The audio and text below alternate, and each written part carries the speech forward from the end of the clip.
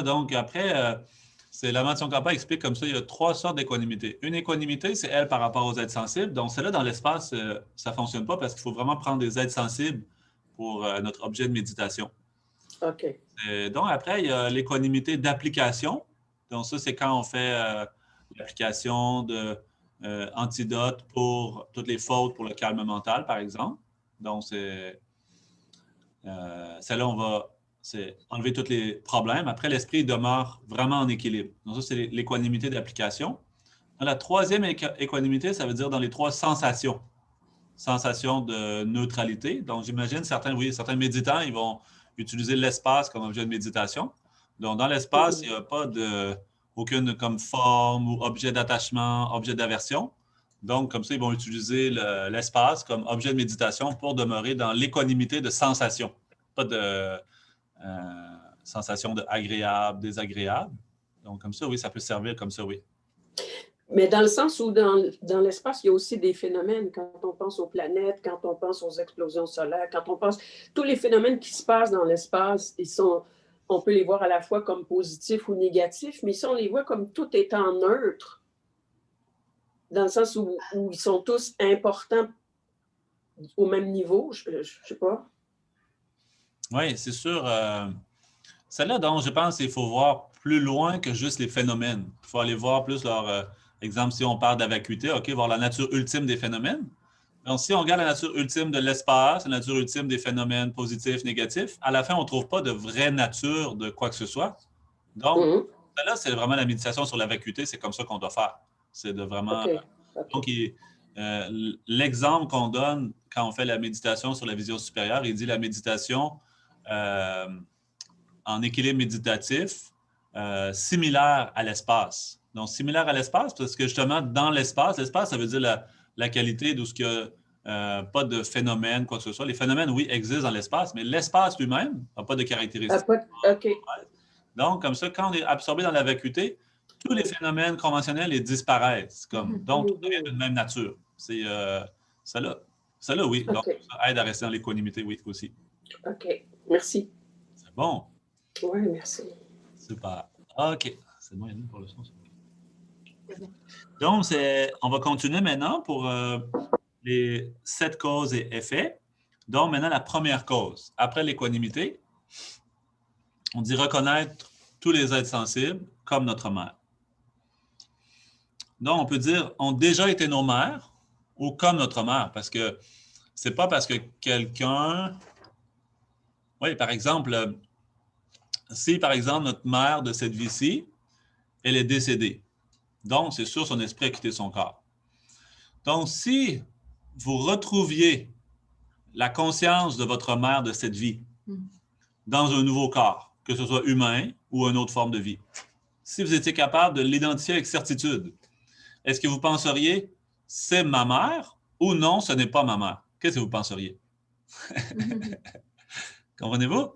C'est même si elle a changé de corps, mais quand même, c'est toujours notre mère. Par exemple, si quelqu'un change de vêtements, change d'appartement, change de maison, change de voiture, etc., vous ne direz pas non, c'est plus la même personne, c'est toujours la même personne. Donc, sa conscience, elle, a quitté son corps, mais si on est capable de réellement identifier cette personne-là dans son nouveau corps, donc comme le 14e Dalai Lama, par exemple, on dit oui, c'est la suite du 13e Dalai Lama, du 12e Dalai Lama, etc.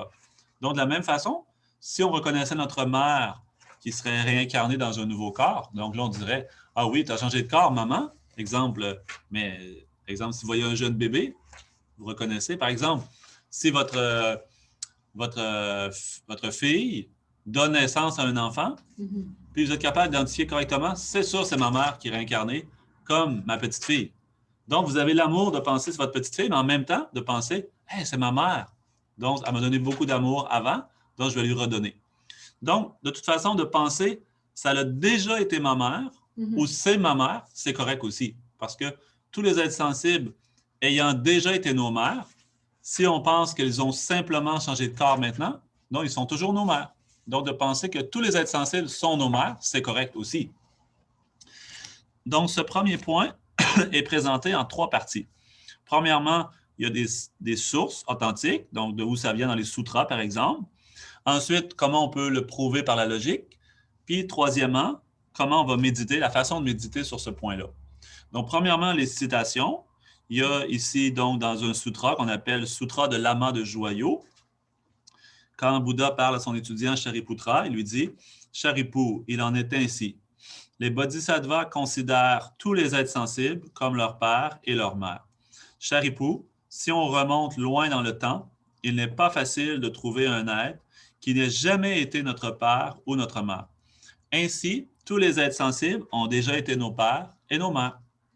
Aussi, dans un autre sutra, tiré de la réalité sur les terres, en remontant très loin dans le passé, on peut voir que tous les êtres ont déjà été nos pères, nos mères. Donc ça, on a déjà expliqué la logique, pourquoi on peut penser comme ça. Cela est expliqué plus en détail dans le texte original. En ces temps de dégénérescence, il est difficile d'expliquer les instructions des causes et effets. Cependant, si on n'arrive pas à développer la perception que tous les êtres sensibles ont déjà été nos mères, cela créera un obstacle au développement de l'esprit d'éveil en notre esprit. Les autres sujets, tels la profonde vacuité, ne sont pas aussi difficiles à réaliser, car ils peuvent être compris au moyen de plusieurs éléments logiques. Donc, c'est ça qu'il dit ici, c'est que même la vacuité est quand même, par rapport à ça, quand même plus facile à réaliser. Il dit comme ça. C'est pour ça que tantôt je parlais des étapes de cheminement comme ça, oui, après avoir reconnu que tous les êtres sensibles ont été nos mères et avoir développé l'équanimité. Les autres étapes sont faciles à comprendre, mais les réaliser, les développer en nous, c'est très difficile. Il existe des citations et des arguments logiques démontrant que tous les êtres sensibles ont déjà été nos mères, mais ils sont très difficiles à comprendre et aussi difficiles à expliquer. Sans comprendre cela, les causes et effets suivants ne se développeront pas. Donc, c'est ça, c'est que si les premières causes, on n'a pas arrivé à avoir une certitude, donc c'est comme les autres, c'est comme quand on a quelque chose à faire, comme même si c'est juste pour monter un meuble qu'on achète chez Ikea, quand même, si je n'ai pas fait la première étape, comment je peux faire la deuxième, la troisième? À la fin, le résultat ne fonctionnera pas. Donc, c'est pour ça que les premières causes sont les plus importantes, sont aussi les plus difficiles à comprendre et à réaliser. En ces temps de dégénérescence, des citations expliquent que tous les êtres sensibles ont été nos parents, mais comme il est difficile d'arriver à y croire profondément, voici des arguments logiques le démontrant. Donc, les arguments logiques, on a déjà parlé tout à l'heure aussi. J'ai comme pris ensemble avec l'équanimité la phrase du compendium, du commentaire sur le compendium de la cognition valide. Lorsqu'un être sensible a pris naissance, il serait absurde que ces éléments, son souffle, ses facultés et son esprit ne dépendent pas d'éléments de même catégorie. Donc, tout dépend de la même catégorie. Que ce soit un pommier, que ce soit un oranger, que ce soit un animal. Même chose, s'il y a deux chiens qui s'accouplent, donc on ne s'attend pas à voir sortir un petit cochon. C'est toujours naturellement comme ça. Donc, toujours les choses sont de la même catégorie. Donc, même chose, si on dit, de nos jours, on a des raisins et des clémentines sans pépins. Mais ça, je ne pense pas produit naturellement. J'imagine que ça vient d'une transformation ou quelque chose. Donc, comme ça, c'est aussi de même catégorie. Pourquoi tel raisin donne des pépins et d'autres n'en donnent pas? C'est qu'il y en a un qui n'a pas été travaillé avec la génétique, quoi que ce soit, puis l'autre a été un peu transformé. Donc, comme ça, il y a des résultats différents aussi. Donc, toutes les choses existent de la même catégorie. Comme hier, j'ai fait sur la route, j'étais sur la route, donc c'est certains endroits, en rentrant dans Toronto, c'est beaucoup de flocons de neige. Après, 1 kilomètre plus loin, c'est pas de neige. Après, en descendant la côte de Don Valley, c'est pas de neige, mais pendant 1 kilomètre, c'est beaucoup de flocons. Après, c'est gros soleil. C'est quelque chose comme... Les choses n'arrivent pas par hasard. Les choses arrivent parce qu'il y a un nombre de causes et conditions réunies pour qu'il se produise tel et tel phénomène. Des fois, on a la température bizarre comme ça. À Longueuil, il n'y a pas de pluie, mais à Montréal, grosse pluie. Des fois, quelqu'un habite 2 kilomètres à côté de chez nous, pas de pluie. Nous, il y a de la pluie. Donc, les choses n'arrivent pas par hasard. Ils arrivent en fonction de choses de même catégorie. Donc, le corps est le corps, la matière est la matière, l'esprit est l'esprit. Les facteurs mentaux, c'est différent de l'esprit aussi. Donc, les choses, tout fonctionne en interdépendance. Il n'y a pas d'illogisme à nulle part. Tout fonctionne par interdépendance parfaitement. Donc, c'est pour ça que l'esprit ne peut pas être le corps, parce que l'esprit a une nature de connaître les choses, alors que la matière a une nature de, comme j'ai dit tout à l'heure, de feu, d'eau, de terre et d'air, qui ont chacune leur propre fonction. L'air, c'est de déplacer le mouvement. Le feu, c'est pour chauffer. Donc, comme ça, chaque phénomène a sa propre fonction, fonctionne de sa propre manière aussi. Donc, les choses ne sont pas mélangées comme ça. L'esprit ne provient pas du corps, le corps ne provient pas de l'esprit, etc. Ayant eu un nombre infini de naissances, on a également eu un nombre infini de mères. Ainsi, chaque être sensible a déjà été notre parent bienveillant. Il n'y a donc aucun être sensible qui n'ait jamais été notre parent bienveillant.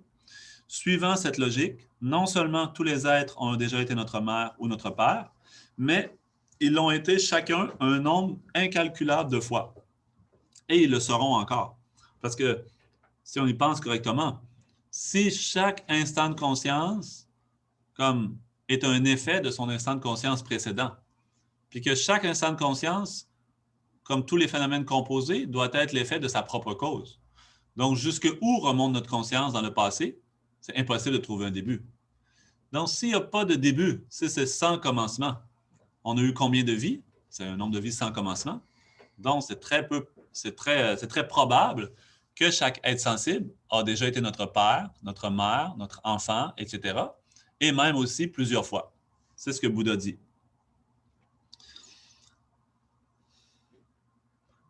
On doit donc en arriver à une telle certitude. En outre, afin d'établir que l'origine de l'esprit est introuvable, dans le sens infini, on procède ainsi. Cet esprit d'aujourd'hui est la continuité de l'esprit d'hier. En remontant ainsi continuellement, on arrive à la conscience tout juste après son entrée dans la matrice de la mère, qui elle-même est la continuité de la conscience juste avant qu'elle y pénètre. C'est la raison pour laquelle on dit que le samsara est sans commencement. Donc, la conscience est sans commencement et la conscience est sans fin aussi. On ne peut pas arrêter la conscience. Chaque instant de conscience est une cause qui produira son instant de conscience suivant. Donc, le samsara est sans commencement, mais est-ce que le samsara peut avoir une fin? De façon générale, pour tous les êtres sensibles, on va y réfléchir. Est-ce que c'est possible qu'un jour, tous les êtres sensibles sortent du samsara? En général, tout le monde a le potentiel, mais avant que ça se produise, il reste encore un peu de temps. Alors que chaque personne individuellement, chacun de vous, chacun de nous, si on dit « je veux arrêter le samsara », donc il peut avoir une fin individuellement. Donc pour arrêter ce samsara-là, donc il faut méditer sur, entre autres, les 3 entraînements de la voie supérieure qu'on a vu dans la moyenne capacité, l'éthique, concentration, sagesse. Puis si on veut que cette fin du samsara soit utile, pas seulement pour nous, mais pour tous les êtres sensibles aussi, puis qu'on puisse revenir dans le samsara, mais pas pris dans le samsara, mais plutôt pour aider les autres. Donc, il faut atteindre l'éveil, donc pratiquer le chemin du Mahayana, pratiquer les 6 paramitas, après avoir développé l'esprit d'éveil. On médite donc en imaginant clairement devant soi sa propre mère et en pensant que tous ont déjà été notre mère un nombre incalculable de fois durant nos vies passées. Méditons ainsi jusqu'à en avoir une certitude. Donc, voyez-vous, dans la première méditation sur l'équanimité, qu'est-ce qu'on doit faire? On doit méditer jusqu'à temps qu'on ait justement cette conviction, que ce soit clair à notre esprit, que tous les êtres sont égaux. Donc, les sentiments de préférence, d'attachement, d'indifférence, d'aversion envers certains êtres se réduisent peu à peu, un peu comme quelque chose qu'on polit, là, comme du bois qu'on polirait ou une pierre qu'on polirait. Donc, au départ, elle était comme pleine d'imperfections, comme un peu qui représenterait notre inégalité d'esprit envers tous les êtres. Puis plus qu'on frotte avec le papier sablé ou avec les métaux comme ça, les formes de matériaux pour rendre la pierre lisse et polie, donc tranquillement, les imperfections s'en vont. Donc, l'attachement, l'aversion, l'indifférence vont de plus en plus s'effacer pour laisser place à un état d'esprit égal envers tous les êtres. Donc, la compassion qu'on veut développer vers une personne va être aussi facile à développer envers une autre personne. Il n'y aura pas de difficulté rencontrée pour développer la compassion ou l'amour envers la personne qui m'apporte du bien ou envers la personne qui m'apporte du mal. Là, on va être capable d'avoir l'amour et la compassion facilement pour tous ceux-là. Donc, comme ça va non seulement permettre d'avoir la compassion pour des personnes envers qui je n'aurais pas été capable d'avoir la compassion avant, mais ça va même renforcer la compassion pour ceux que j'avais déjà de la compassion avant. Parce qu'avant, ma compassion était limitée parce que je n'étais pas capable de la développer pour les personnes envers qui j'avais de l'aversion, mais elle était même limitée pour les personnes envers qui j'ai de l'attachement, parce que l'attachement bloquait cette compassion-là aussi. Par exemple, si vous aimez vraiment quelqu'un, puis que cette personne-là veut vraiment faire quelque chose, mais que ça vous exclut un peu. Par exemple, quelqu'un veut partir quelque part, en voyage, quoi que ce soit, mais que vous dites « Non, moi, je veux que tu restes avec moi. » Donc, votre compassion est limitée parce que vous voulez son bonheur, mais dans la mesure où ça répond à vos besoins à vous. Alors que si vous avez vraiment un amour plus grand pour cette personne-là, OK, donc si ça te fait plaisir, oui, vas-y, pas de problème, etc. Donc, comme ça, notre amour, compassion va grandir pour tous les êtres. On a l'impression que l'amour est comme déjà très fort pour les gens qu'on aime, mais en tant que tel, il est limité par l'attachement aussi. Donc, on doit méditer sur l'équanimité jusqu'à temps que ce soit comme ça, que notre esprit soit vraiment égal pour tous les êtres. Puis ensuite, on doit méditer ici, sur celui-là, comme on dit ici, jusqu'à ce que tous les êtres sensibles nous apparaissent comme notre mère. Donc maintenant, le sentiment que vous avez quand vous pensez à cette personne-ci dans cette vie-ci, par exemple votre père ou votre mère, vous avez le réel sentiment, c'est mon père, c'est ma mère, c'est ma fille, c'est mon garçon, etc. Donc, naturellement aussi, il y a les sentiments qui accompagnent ça. Donc, si vous vous rappelez la bonté de votre mère, vous allez avoir naturellement aussi le sentiment de vouloir apporter du bonheur en retour à cette personne-là.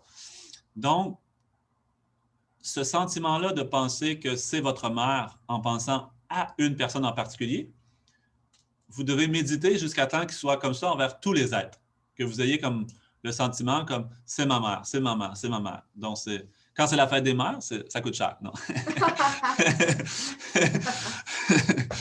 Donc, comme ça, je vais penser, tous les êtres sensibles, c'est ma mère. Je n'ai pas de différence. Quelque chose. Oui, je respecte plus ma mère de cette vie-ci parce que, pas le choix, c'est les conventions comme ça du monde. OK? Si je vais voir une autre personne qui, elle, ne sait pas que je pense que c'est ma mère, elle va me trouver bizarre d'y acheter un cadeau pour la fête des mères, puis de passer du temps avec elle plutôt que de passer du temps avec ma vraie mère.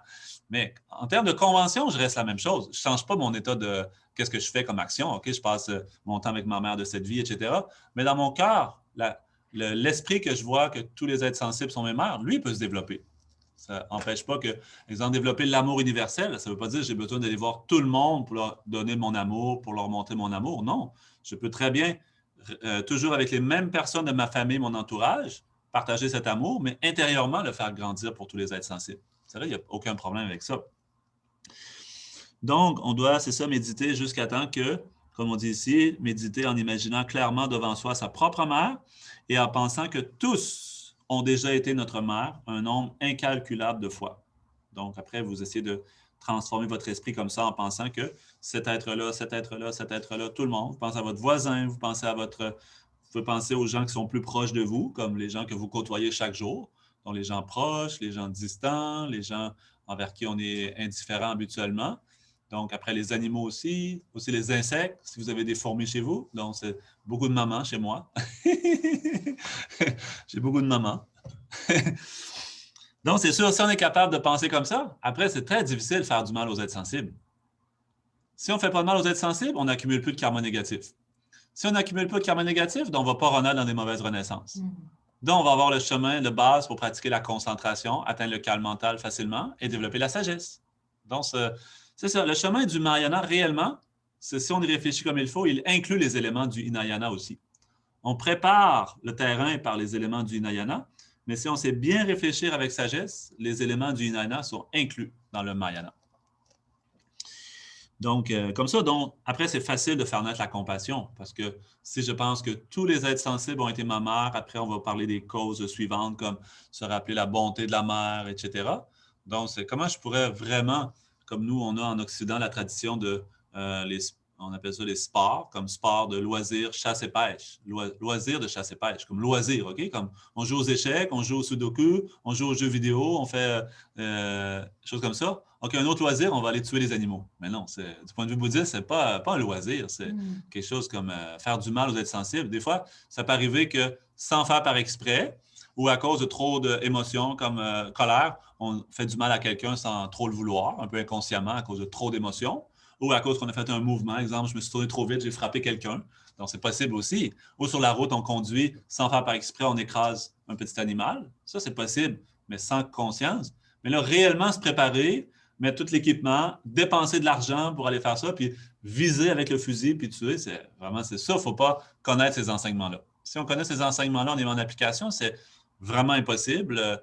Même si quelqu'un nous payait pour le faire, même si quelqu'un nous forçait à le faire, ce serait difficile de le faire.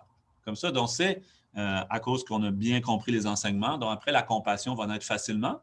La compassion qui est le cœur de tout l'enseignement du Bouddha, qui est aussi la fondation nécessaire pour la paix et le bonheur dans le monde.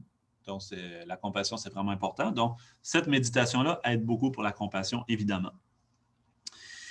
Donc, on change ensuite pour visualiser cette fois-ci son propre père, puis un autre proche, etc., jusqu'à inclure progressivement tous les autres êtres sensibles dans notre méditation. Lorsque cette certitude sera produite, on pourra développer le rappel de leur bonté et les autres étapes. Donc, c'est ça, c'est de commencer par notre mère, mais après, tranquillement, inclure tous les êtres sensibles. On pourrait penser, mais si tous les êtres étaient mes mères, je devrais pouvoir les reconnaître. Quelqu'un pourrait dire comme ça, mais si c'était vraiment ma mère, je serais capable de le savoir. Si je ne les reconnais pas, c'est qu'elles ne le sont pas. Le Bouddha n'a pourtant jamais pu identifier un seul être sensible qui n'ait jamais été une mère.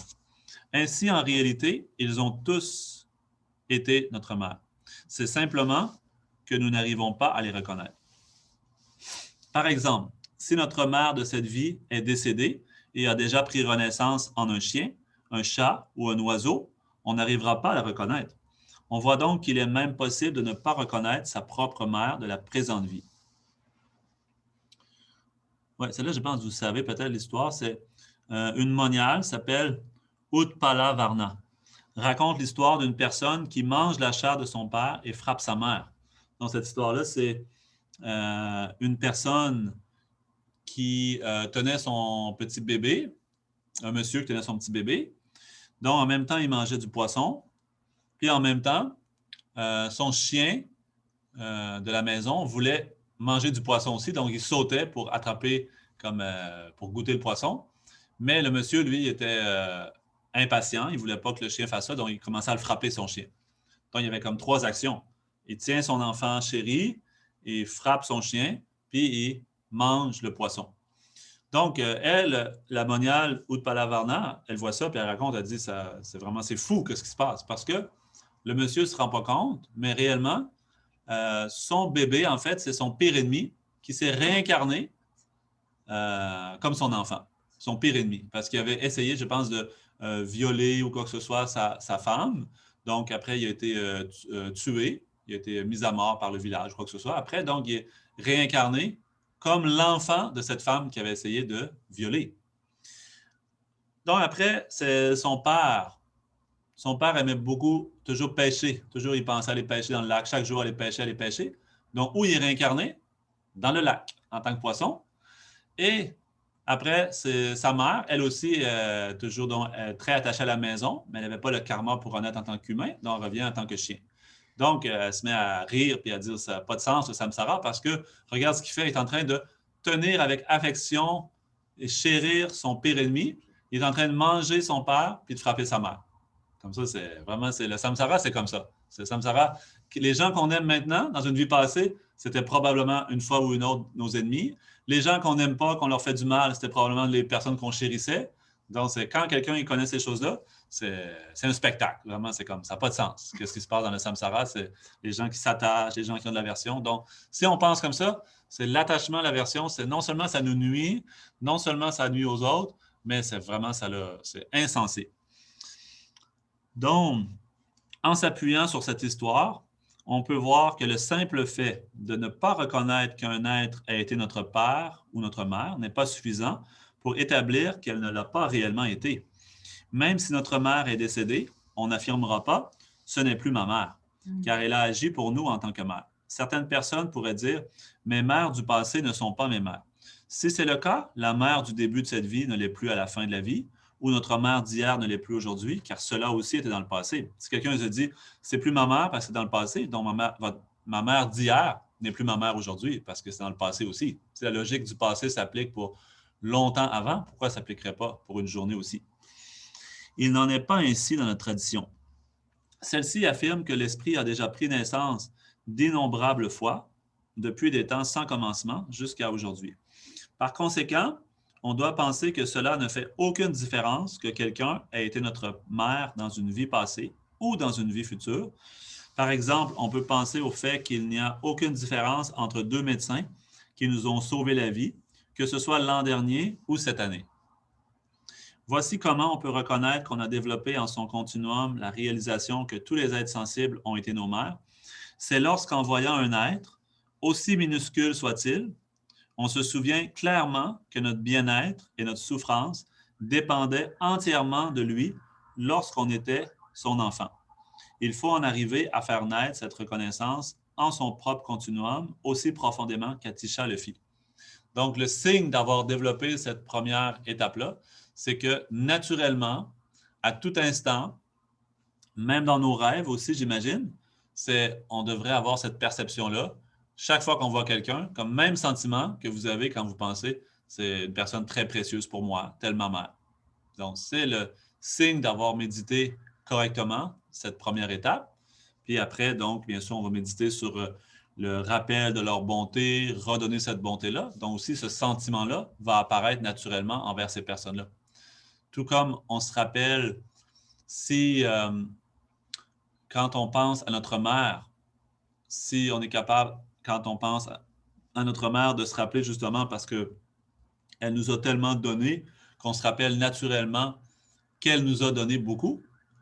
Donc, si on pense qu'un autre être sensible, que tous les êtres sensibles étaient aussi nos mères, donc on va se rappeler la même chose quand on va les voir, quand on va penser à eux. Ils vont avoir le même sentiment qui va se développer en nous, envers eux aussi. Donc, c'est ça qu'on doit arriver à faire. Que finalement, l'expérience qu'on a très forte envers une personne qui nous est très chère, que c'est facile d'avoir de l'amour, de la compassion pour elle, telle que notre mère, donc ça se produise pour tous les êtres sensibles. Donc ça commence, ce processus-là, en se rappelant que tous les êtres ont été nos mères. C'est bon? Peut-être c'est plus facile. Si la personne, c'est une femme, peut-être c'est plus facile de se rappeler c'est notre mère. Sinon, c'est changer de corps, c'est quelque chose. Mais tout est possible de toute façon. C'est aucune différence. C'est sûr, nous, c'est un peu conventionnellement. Si on voit un chien, mais se rappeler que c'est notre mère avant, c'est peut-être moins facile. Mais réellement, c'est la même chose. C'est juste, présentement, à cause qu'on s'identifie clairement avec notre corps présent, on est très identifié avec notre corps.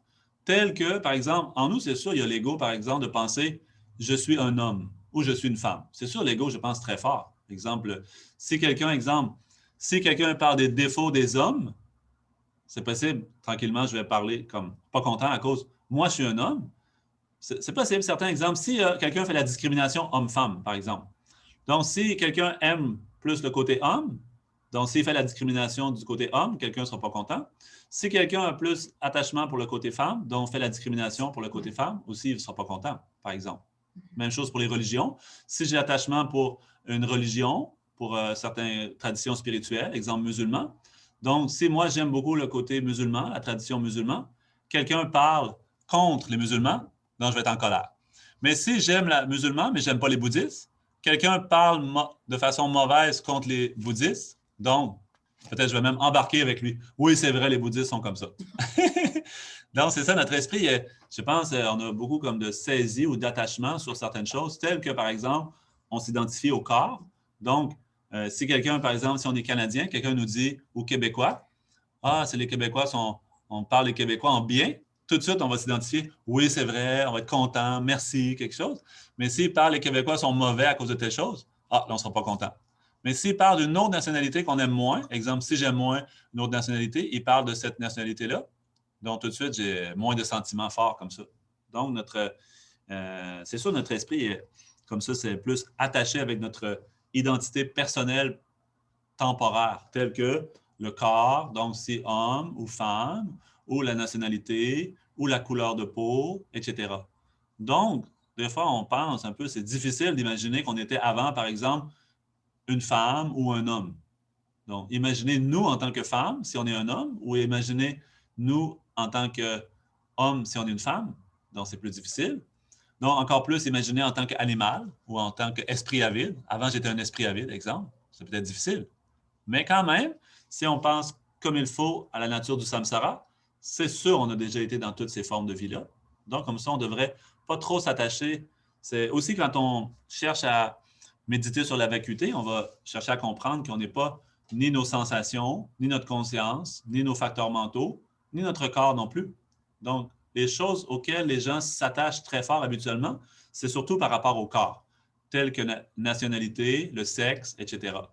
Donc, si on est capable de lâcher prise sur ça, c'est aussi très bon pour réaliser la vacuité. Pas trop s'attacher aux choses comme ça, ou nos croyances aussi, même chose, pas s'attacher. Si on aime beaucoup la vision bouddhiste, mais on ne devrait pas s'attacher à la vision bouddhiste non plus. Par exemple, si quelqu'un commence à dénigrer les bouddhistes, il commence à dénigrer le Bouddha, commence à dénigrer les Tibétains, commence à dénigrer le Dalai Lama, mais on ne devrait pas être en colère. C'est notre attachement qui fait qu'on fait comme ça. L'attachement, c'est une chose qu'on doit se libérer. La colère aussi. Donc, c'est plutôt penser par compassion. Cette personne est vraiment dans l'ignorance, elle ne connaît pas. Donc, plutôt, je vais rester calme et serein, essayer plus de lui montrer un bon exemple pour que sa vision, tranquillement, puisse changer. Parce qu'il a mal compris c'est quoi la vision bouddhiste. Donc, je vais tranquillement montrer un bon exemple. S'il dit les bouddhistes ne sont pas bons, si moi, je me mets en colère puis je commence à lui dire des choses négatives, il va dire « Ah, c'est vrai, les bouddhistes ne sont pas bons, regarde, ils sont intolérants, ils sont négatifs. » Au contraire, si je reste positif, calme, serein, donc je peux aider cette personne-là. Donc, on ne devrait pas être attaché à ces choses-là. C'est faire comme ça la discrimination, l'attachement. Donc, c'est plutôt de penser que tous les êtres sensibles ont déjà été nos mères. Nous aussi, on a déjà été... si on va au zoo, si on va voir les animaux dans la jungle, c'est beaucoup de choses. On peut penser, hey, avant, j'étais moi aussi dans l'arbre, avant, comme le petit singe ici. Avant, j'étais l'alligator dans, la rivière. Donc, comme ça, de penser, c'est ça. Tous les êtres sensibles, de les voir comme notre mère, de toute façon.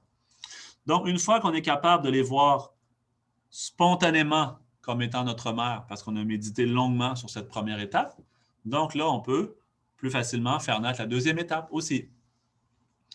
En général, si on n'a pas fait parfaitement chacune des étapes, on peut quand même méditer sur les autres aussi. C'est juste que le niveau de réalisation de la première étape, exemple, si j'ai, mettons, 30% de réalisation sur la première étape, donc le maximum que je peux développer sur la deuxième, c'est aussi environ 30%. Donc, plus que je vais méditer sur chacune des étapes, plus que je vais faire augmenter mes réalisations dans chacune des étapes, plus que l'autre étape suivante va être facile à développer par la suite. Comme les paramitas, si on prend le chemin du Bodhisattva, on parle de 10 paramitas ou de 6 paramitas. Donc, il dit sur la première terre, le Bodhisattva s'entraîne surtout dans la générosité. Une fois qu'il y a une bonne pratique de la générosité, là, il peut s'entraîner plus dans la pratique de l'éthique. Une fois qu'il y a une bonne pratique de l'éthique, il peut s'entraîner dans la pratique de la patience. Donc, comme ça, une sert de fondation pour l'autre. Donc, il va permettre de se développer de mieux en mieux. Ensuite, on a la deuxième. Après avoir reconnu tous les êtres comme nos mères, donc, qu'est-ce qu'on doit méditer après? Se rappeler leur bonté. Donc, ici, c'est ce qu'on médite. Méditation veut dire familiarisation. Donc, je m'habitue à me rappeler la bonté de la mère. Donc, de nos jours, c'est sûr que on entend souvent certaines personnes qui ont eu une mère avec qui n'avaient pas une bonne relation. Donc, ils vont dire, moi, cette méditation-là, j'ai de la misère parce que ma mère était comme ci, elle a fait comme ça, donc j'ai pas beaucoup... cette méditation-là, moi, elle ne me convient pas, exemple, OK? Mais c'est sûr, un côté, c'est vrai que c'est possible des fois que certains êtres, certaines mères ou pères aient une attitude des fois qui n'est pas correcte, qui est inconvenable, qui est négative, c'est possible. Mais quand même, il reste toujours un côté de bonté qu'on peut se rappeler quand même. Au minimum, d'avoir donné la vie. Au minimum. C'est une bonté indéniable. Okay? Qu'elle n'ait même pas eu de bonne intention, qu'elle n'ait eu aucune compassion pour son enfant, à la limite, ça pourrait être possible. Mais de toute façon, pour nous, il y a un résultat positif quand même. C'est qu'elle nous a gardés dans son ventre, elle nous a accueillis dans son ventre. C'est son ventre à elle quand même. Son ventre. Elle nous a accueillis. Donc, après, on a pu naître. Maintenant, on peut pratiquer le dharma, par exemple. Si elle ne nous avait pas mis au monde, donc on ne serait pas là maintenant pour pratiquer le dharma. Donc, on peut atteindre l'éveil grâce à elle. Donc, c'est qu'elle n'ait pas eu aucune action positive durant toute sa vie, même si c'était possible. Au moins, elle a permis que je puisse être en vie et que je puisse pratiquer le chemin du dharma. Donc, déjà ça, c'est déjà un souvenir de la bonté. Ici, pour méditer sur la bonté, c'est sûr que le plus facile, c'est de méditer sur la bonté que la personne a eue par une vraie intention de bonté. Ça, c'est plus facile. Mais sinon, dans la deuxième technique qu'on va voir après les 7 causes et effets, dans l'égalité et l'échange entre soi et autrui, on dit qu'on médite sur se rappeler de la bonté des êtres alors qu'il n'était pas notre mère. Ça veut dire que même une personne qui nous veut du mal, qui nous fait du mal, il y a une façon de méditer sur sa bonté telle que cette personne-là m'aide à pratiquer la patience, par exemple. Comprenez-vous? Comme ça, il y a une personne qui ait une bonne intention envers nous ou pas de bonne intention, ça, quand même, n'empêche pas le fait que, pour nous, elle apporte quand même quelque chose de positif. Même si on dit qu'en Chine, il y a eu beaucoup de problèmes, les Tibétains ont dû s'enfuir, il y a des Tibétains qui ont été tués, etc. Mais maintenant, on a accès au Dharma du bouddhisme qui a passé par le Tibet grâce à ce qui est arrivé au Tibet. Sinon, je ne pense pas que ça serait arrivé jusqu'ici, comme ça, de cette façon-là. Donc, même si quelqu'un a eu les pires intentions du monde, il n'en reste pas moins que pour nous, il y a quelque chose de positif qui en ressort tout le temps. Donc, comme ça, c'est comme ça qu'on doit penser ici aussi, pas seulement du côté très positif, mais dans toute chose, il y a du positif aussi. De toute façon, dès qu'il y a un problème qu'on vit, une souffrance, c'est relié avec notre saisie du soi, c'est relié avec le chérissement du soi. Donc, une personne qui nous fait du mal nous montre qu'est-ce qu'il nous reste à travailler.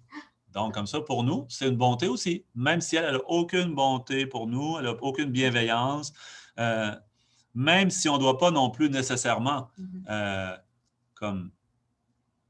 C'est pas parce que quelqu'un agit négativement puis qu'on pratique l'amour et la compassion qu'on doit nécessairement agir d'une façon gentille et positive envers cette personne-là en retour. C'est pas ça qu'on veut dire ici. Par exemple, si une personne fait que du négatif, des fois, peut-être c'est mieux, dépendant de la circonstance, peut-être de lui dire quelque chose ou faire quelque chose qui va un peu l'arrêter de faire du mal. C'est possible de penser positivement avec la compassion et l'amour intérieur, mais quand même, extérieurement, un petit peu faire quelque chose comme un peu, pas nécessairement violent, mais quand même un peu quelque chose. Exemple, si quelqu'un est toujours en train de faire du mal, mais on ne dit jamais rien, on ne fait jamais rien, il va plus peut-être continuer. Donc, des fois, avec une bonne intention, c'est possible des fois de, comme les parents, des fois, lever le ton avec les enfants pour qu'ils arrêtent de faire des choses négatives. Donc, c'est pas parce qu'ils n'ont pas l'amour intérieurement, mais parce qu'ils souhaitent le meilleur pour leur enfant. Donc, ils vont utiliser une autre méthode que seulement la douceur et les mots gentils. Exemple, comme ça. Donc, c'est la deuxième étape, c'est la méditation sur le rappel de leur bonté. En visualisant clairement devant soi notre chère mère, on contemple à quel point elle manifeste une grande bonté au début, pendant et jusqu'à la fin de notre vie. Au début, alors qu'elle nous portait dans son ventre, elle nous a protégés de ce qui pouvait nous causer du tort.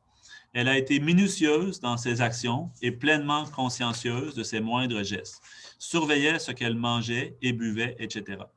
Donc ici, c'est sûr qu'on ne met pas trop de détails non plus, il y a juste un petit peu comme 2-3 paragraphes. Mais sinon, c'est vous-même, si vous êtes maman, donc vous savez qu'est-ce que c'est de prendre soin d'un enfant. Donc, comme ça, vous comprenez mieux ce que votre mère a fait pour vous lorsque vous êtes vous-même mère. Donc, sinon, vous pouvez aussi très bien observer ce que les mamans font avec leurs enfants. La bonté qu'ils donnent, la gentillesse, le temps qu'ils donnent, les difficultés qu'ils ont éprouvées, etc., les inquiétudes qu'ils vivent, etc., etc.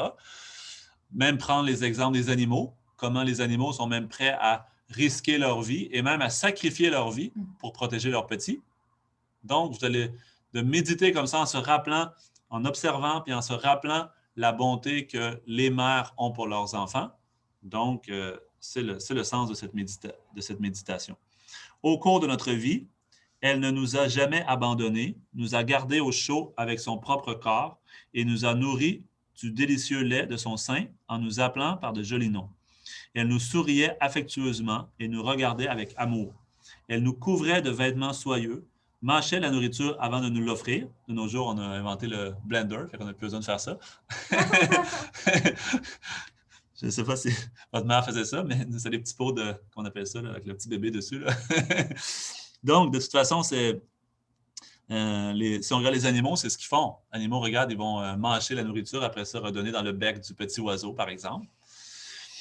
Donc, aussi, habituellement, nous, regarde, quand on fait des besoins, quand nos excréments, tout ça, tout le monde considère comme sale, mais la mère, pour ceux de son enfant, quand même, elle va tout accepter. De nos jours, c'est sûr, il y a les couches, tout ça qui existent, mais sinon, habituellement, c'est elle-même qui va tout nettoyer, des fois faire les besoins sur elle, mais encore comme en prendre soin.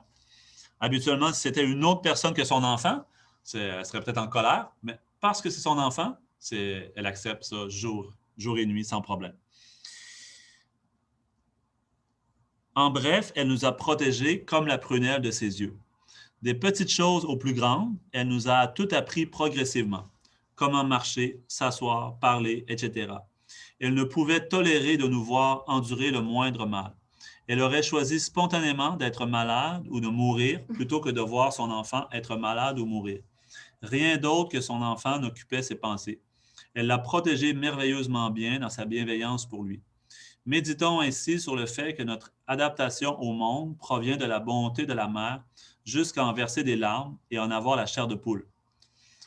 Donc, c'est la méditation qu'on doit faire ici, jusqu'à temps que ça produise cet effet-là sur l'esprit, que vraiment on est plein de gratitude à penser à ce que notre mère a fait pour nous. Donc, après, une fois qu'on l'a fait pour notre propre mère, qu'on a analysé dans ses moindres détails qu'est-ce qu'une mère fait pour son enfant, comment nous, dans cette vie-ci, on a reçu ces soins-là, à quel point elle était bienveillante, merveilleuse pour nous. Après, donc, c'est de penser que non seulement cette mère-là a été pour nous, probablement dans d'autres vies aussi, plusieurs fois notre mère, mais que tous les autres êtres sensibles ont fait la même chose aussi. Donc, comme ça serait, si on fait correctement cette méditation-là, il devrait y avoir un sentiment de gratitude infinie, comme ça, jusqu'à temps que les larmes coulent, qu'on a la chair de poule, en pensant à tous les êtres sensibles. Pas seulement notre mère de cette vie présente, mais tous les êtres sensibles aussi. Donc, c'est le résultat de la méditation qu'on recherche. Si ça ne se produit pas, donc, c'est parce qu'il n'est pas encore assez fort. Donc, vu que le sentiment n'est pas encore assez fort, donc les autres étapes vont avoir de la difficulté à se développer. Sinon, quand on médite sur ces étapes-là, mais que ce n'est pas encore développé aussi fort que ça reste un peu comme une idée, un concept, mais qui n'est pas encore pleinement nourri dans l'esprit. Donc, vu que c'est moins fort, les autres étapes après aussi seront moins fortes. Quand on va penser à l'amour, la compassion universelle pour tous les êtres, on dit oui, on veut atteindre l'éveil. Pour atteindre l'éveil, il faut l'esprit d'éveil. Pour l'esprit d'éveil, il faut la grande compassion, l'amour universel. Mais dans mon esprit, je n'ai pas encore perçu que tous les êtres sont extrêmement précieux pour moi parce que je n'ai pas été capable de me rappeler spontanément la bonté qu'ils ont eue pour moi. Donc, ces étapes-là ne pourront pas se développer. C'est pour ça que les premières étapes sont toujours importantes parce qu'elles servent de support pour les prochaines qui suivent.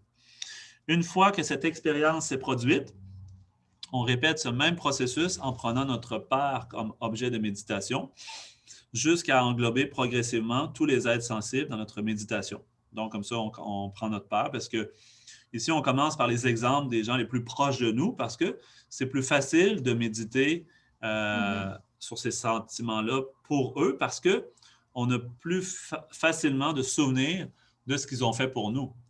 Donc, si vous pensez que votre père, que votre enfant, que votre frère, votre soeur, votre ami, conjoint, etc., votre chien, votre chat, etc., a déjà été votre père et votre mère, donc plusieurs fois. Donc, ce même sentiment-là envers cet être-là va naître. Puis là, à force de le faire pour plusieurs êtres, vous pouvez l'étendre jusqu'à inclure tous les êtres sensibles, jusqu'à inclure aussi nos ennemis. Pensez que les gens qui nous ont fait le plus de mal, eux aussi ont déjà été nos mères un nombre de fois infini aussi.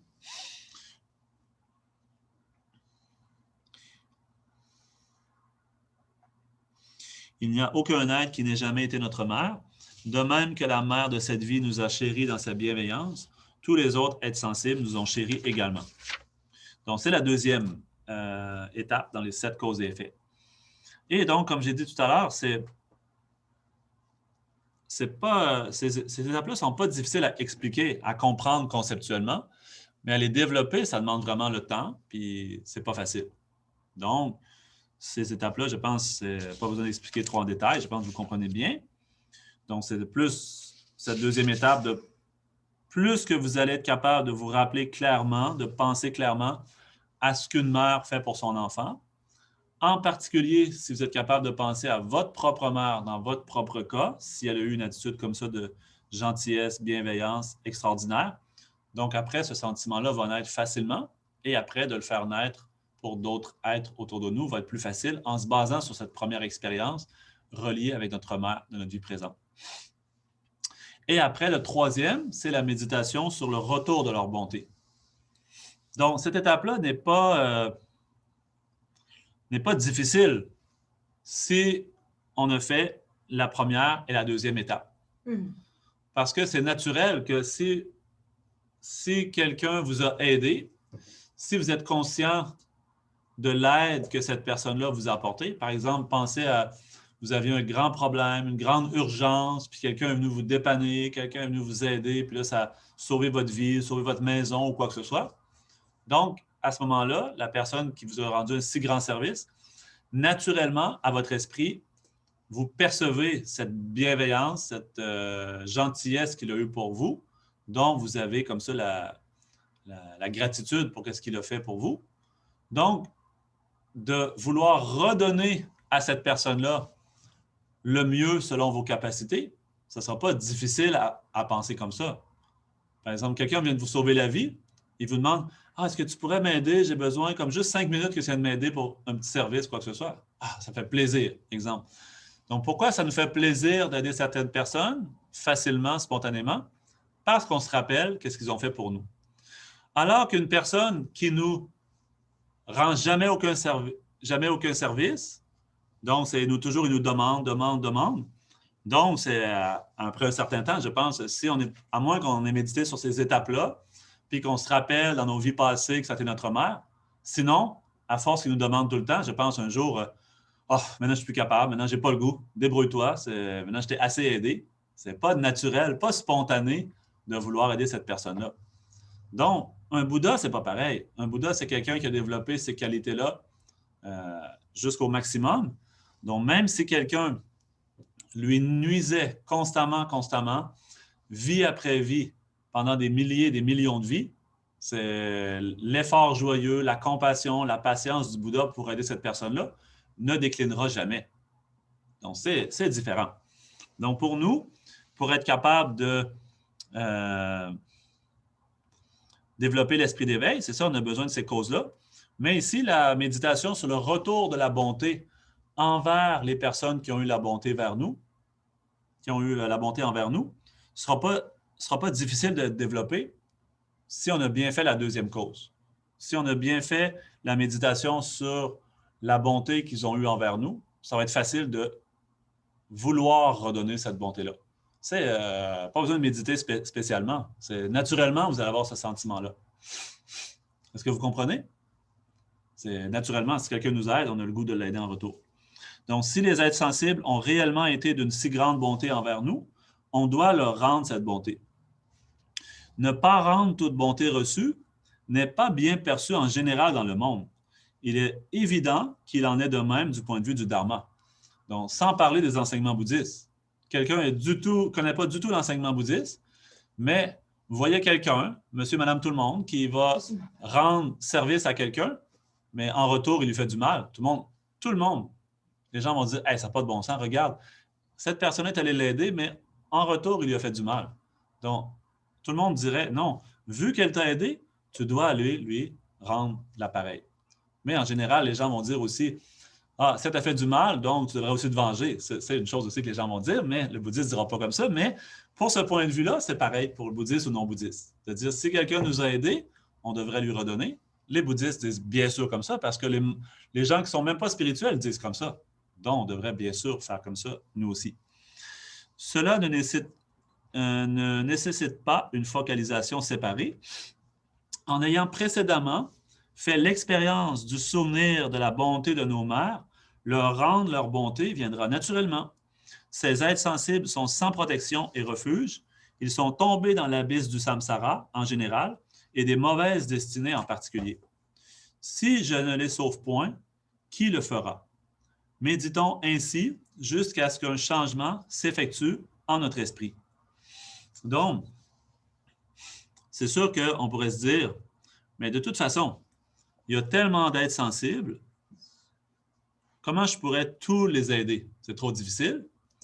Et on pourrait se dire aussi, il y a déjà tellement de Bouddhas et de Bodhisattvas. Pourquoi moi, je ne pourrais pas me reposer, puis les Bouddhas et les Bodhisattvas vont s'en occuper? Non, ce n'est pas correct, parce qu'on l'a dit tantôt, c'est l'attitude que si quelqu'un nous a fait du bien, on doit faire notre maximum pour lui redonner en retour. Et aussi parce que de toute façon, même si tous les Bouddhas et Bodhisattvas, oui, sont enclins, sont capables, ils veulent aider tous les êtres sensibles, mais nous-mêmes, pour notre cheminement vers l'éveil, si on veut atteindre l'éveil, il faut développer ces qualités-là dans notre esprit de toute façon. Puis même si tous les Bouddhas et les Bodhisattvas veulent aider tous les êtres sensibles, il n'en reste pas moins que chaque être sensible a des connexions particulières, des connexions comme karmiques particulières avec différents autres êtres sensibles. De sorte que, par exemple, j'imagine que des personnes dans votre entourage, si c'est vous qui allez aider cette personne-là en lui donnant des conseils, cette personne-là va vous écouter. Mais si ça venait d'une autre personne, il n'écouterait pas aussi bien le conseil, ou vice-versa. C'est parce qu'on a des connexions karmiques particulières avec certains êtres. Donc, comme ça, la même chose comme pour le Bouddha. Le Bouddha, quand il a atteint l'éveil, il a été voir ses 5 premiers étudiants, 5 amis avec qui il méditait auparavant. Puis, en expliquant le Dharma à ces personnes-là, en leur enseignant les 4 nobles vérités, donc tout de suite, ils ont eu des réalisations. Donc, si c'était venu d'une autre personne, s'il était allé voir d'autres personnes, il n'y aurait probablement pas eu le même résultat. En fait, le Bouddha, pourquoi il s'est manifesté il y a 2500 ans? Pourquoi il ne s'est pas manifesté 1 an avant, ou 10 ans après, ou 100 ans avant, ou 100 ans après, ou maintenant? C'est parce qu'il y avait un moment où est-ce que les êtres avec qui il avait une connexion, qui était le plus mûr à atteindre des réalisations, étaient à ce moment-là. Donc, il est apparu à ce moment-là. Donc, comme ça, il y a... on ne devrait pas penser, je ne vais pas le faire parce que c'est décourageant, il y a trop d'êtres sensibles, parce que de toute façon, si on a l'effort joyeux, si on a la compassion, si on a la sagesse, peu importe le temps que ça prendra, ça ne sera pas difficile pour nous, on va être heureux de le faire. Comme par exemple, pensez à quelqu'un, un enfant, qui aime jouer à un jeu, mais lui, c'est plus que le jeu continue, plus qu'il est content. Il n'est pas quelque chose de « je veux arrêter rapidement », non, il veut continuer. Donc, de la même façon, si on a la compassion et la sagesse, c'est le chemin comme ça, il ne sera pas difficile, il n'y aura pas de souffrance ou de difficulté. Et donc, bien sûr, on ne doit pas penser comme les Bouddhas vont le faire à notre place, parce que ce ne serait pas correct de penser que moi, j'ai reçu beaucoup. Exemple, nos parents ont fait beaucoup pour nous, mais quand c'est le temps d'aider nos parents, non, moi, je n'irai pas, c'est d'autres personnes qui vont s'en occuper. Exemple, OK? C'est pas moi, moi, je vais juste me reposer, mes parents se débrouilleront, d'autres personnes vont s'en occuper. En général, ce n'est pas correct de penser comme ça en général, donc non plus dans l'attitude bouddhiste de penser non, c'est ma responsabilité.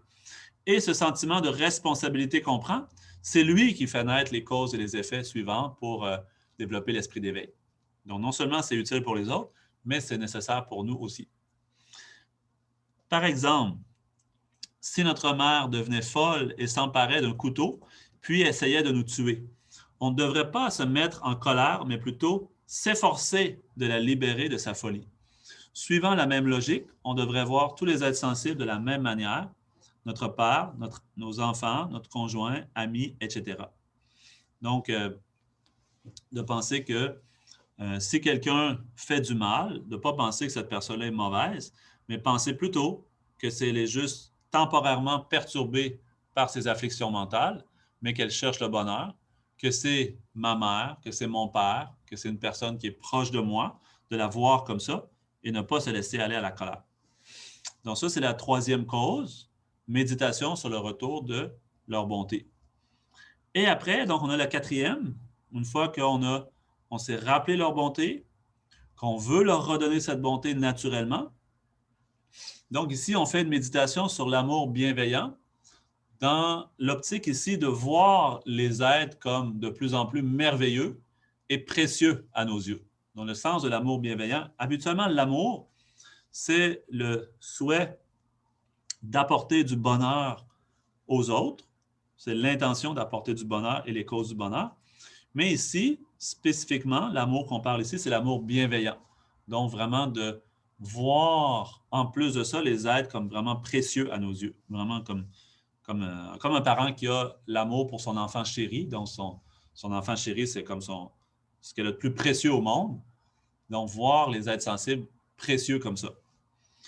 Si on a bien généré les étapes précédentes, voir les êtres comme nos mères, se rappeler leur bonté et leur rendre cette bonté.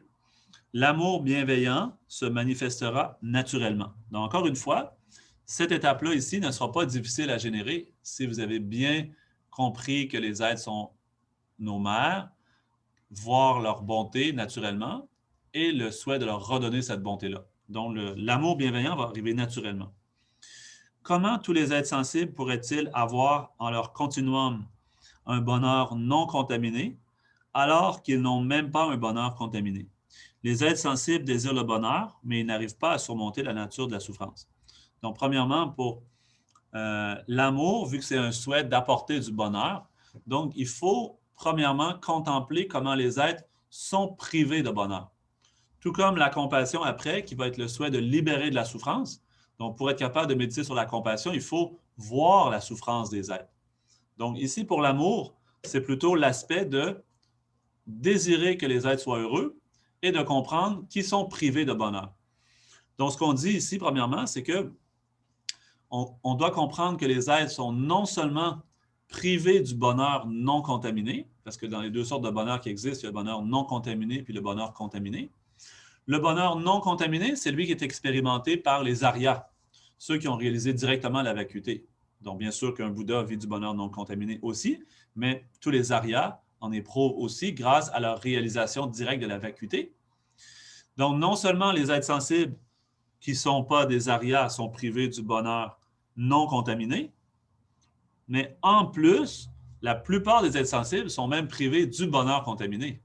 Parce que dans les trois sortes de sensations du samsara, bonheur contaminé, souffrance contaminée ou équanimité contaminée, donc peut-être principalement, c'est qu'est-ce qu'on voit le plus? C'est la souffrance. Regarde, pensez à tous les gens dans notre monde, 8 milliards d'êtres humains, combien souffrent à cause de la faim, combien souffrent à cause de froid, du chaud, la maladie, etc., la peur, n'importe quoi, les émotions.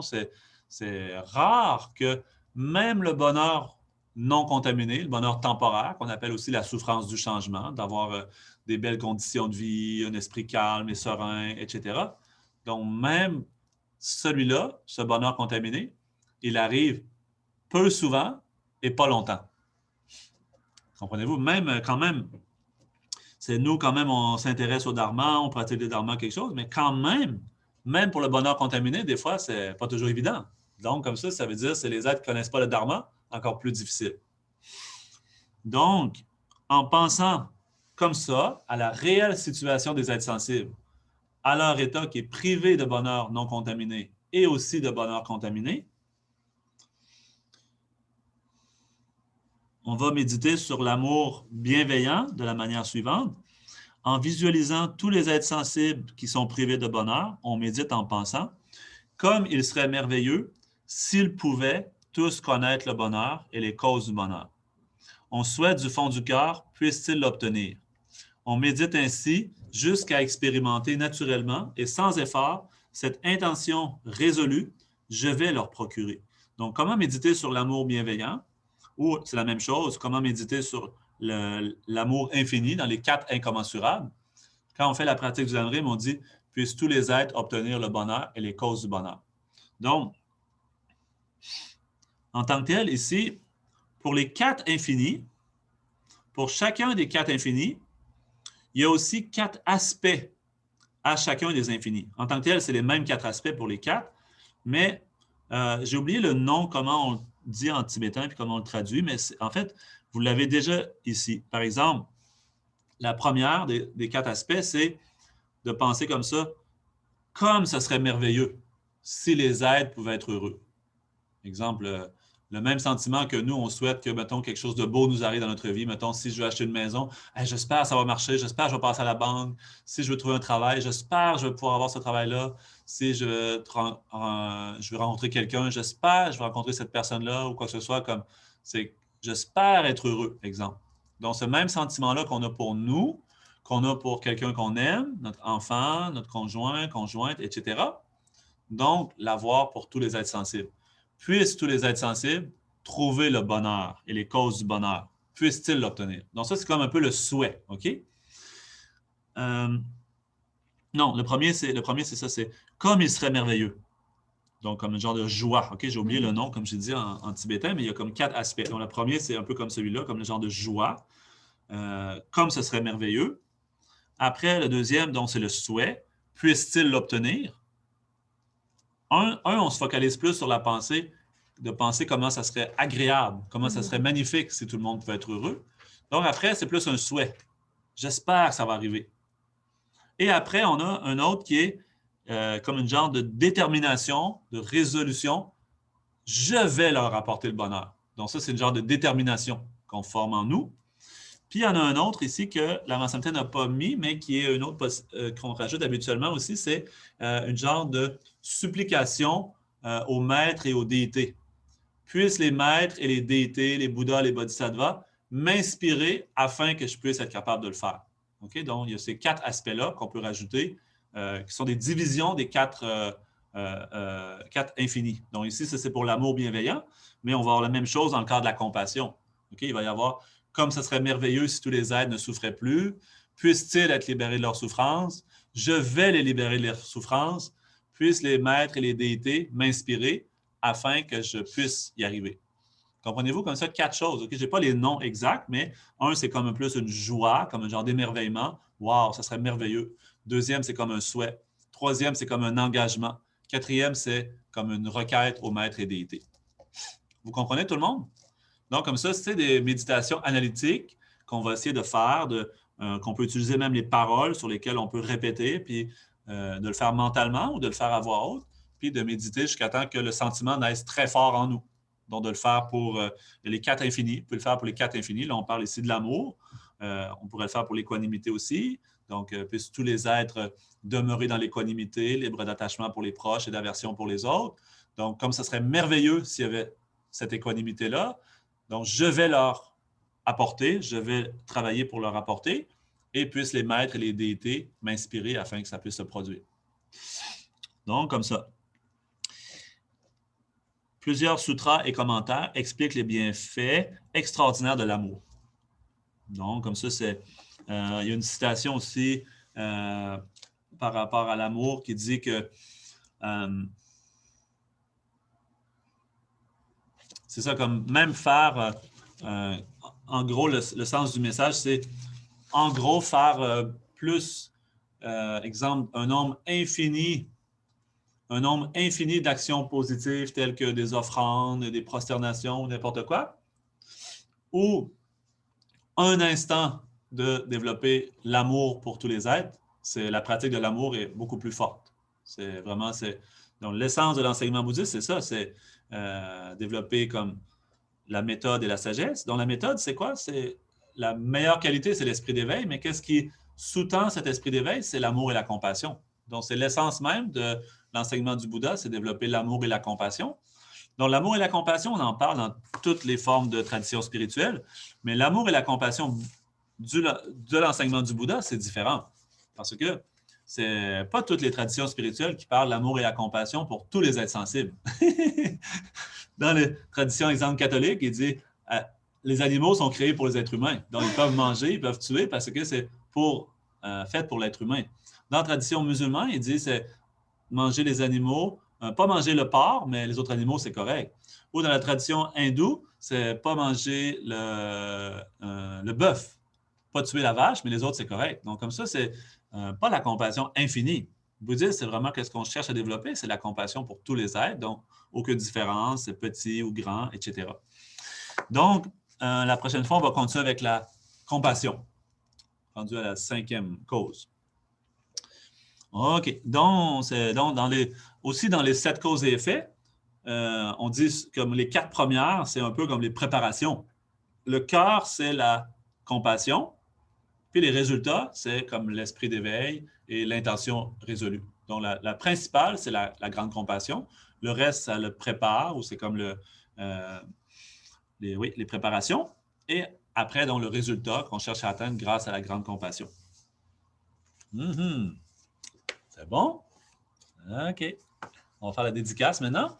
Donc, c'est bon, tout ce qu'on a, comme d'habitude, la dédicace, vous savez, mais c'est très important la dédicace parce que tout ce qu'on fait de positif, c'est important de le dédier.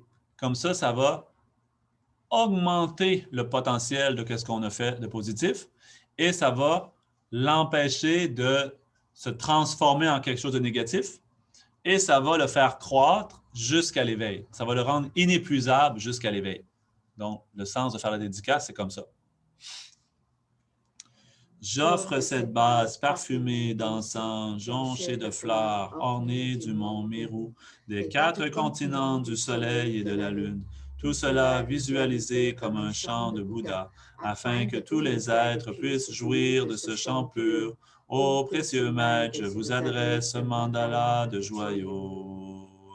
Sachir Bhagi Chushir Meto Tram Riram Lishi Nyinde Gemba De Sangye Shindu Mikte Puai Rugu Namda Shin Lai Chupai Shu Idam Guru Rena Mendelakam Niyatayami. Puisse le précieux esprit d'éveil naître chez ceux en qui il n'est pas encore né, ne pas diminuer chez ceux en qui il est déjà né et croître toujours de plus en plus. Puissent tous les êtres sensibles, nos parents, trouver le bonheur. Puissent toutes les mauvaises destinées être vides pour toujours. Puissent toutes les prières de tous les bodhisattvas, peu importe où ils résident, être exaucées. Dans cette terre pure, entourée de montagnes enneigées, demeure d'où proviennent tout bonheur et tout bienfait. Ô puissant Avalokiteshvara Tenzin Gyatso, puissiez-vous demeurer jusqu'à l'épuisement. Puissent les vénérables lamas demeurer constants et leurs activités vertueuses et illuminées se répandre dans les 10 directions.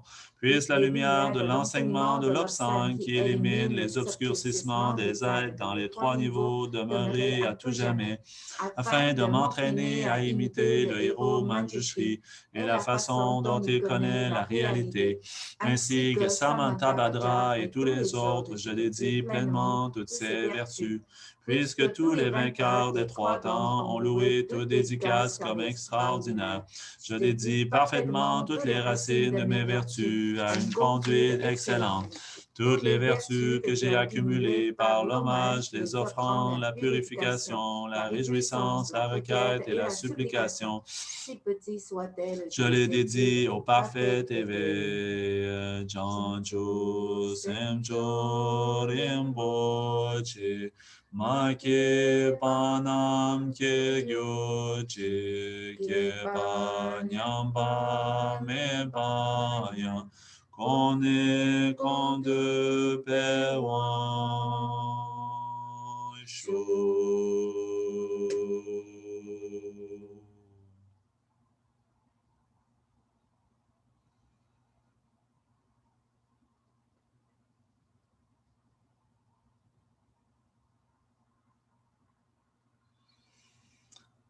Voilà. Merci tout le monde.